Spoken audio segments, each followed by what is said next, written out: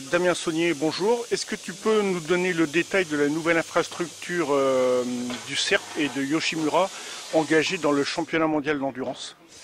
C'est une aventure qui a débuté le 1er août 2019 suite à la prise de retraite de Dominique Mélian.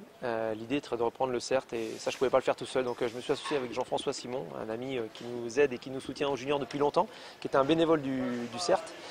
On a débuté comme ça et puis après est venu se mêler à cette magnifique organisation Claude Michy, parce que le CERT et le junior on voulait le mettre dans un même bâtiment, dans un même et unique bâtiment au Technoparc. Donc Claude s'est joint à nous et le début d'une belle aventure ensemble.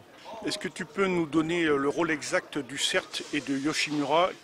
Quel rôle joue chaque partie? La fusion franco-japonaise, Yoshimura et du CERT, l'idée c'était de rassembler nos forces, notre motivation, nos connaissances, à savoir que Yoshimura a plutôt une ADN de course de 8 heures, des courses d'endurance version sprint, avec toute leur expérience qu'on connaît très bien sur cette épreuve-là, notamment les 8 heures de Suzuka. Et puis le CERT c'était l'ADN et les aventures depuis Dominique Mélian, avec ses courses de 24 heures. Et je pense que l'association des les deux types d'épreuves faisait qu'on se retrouvait à avoir une équipe franco-japonaise. Et je suis fier de ce projet très complet et solide pour les courses d'endurance. Quels sont les autres projets du CERT?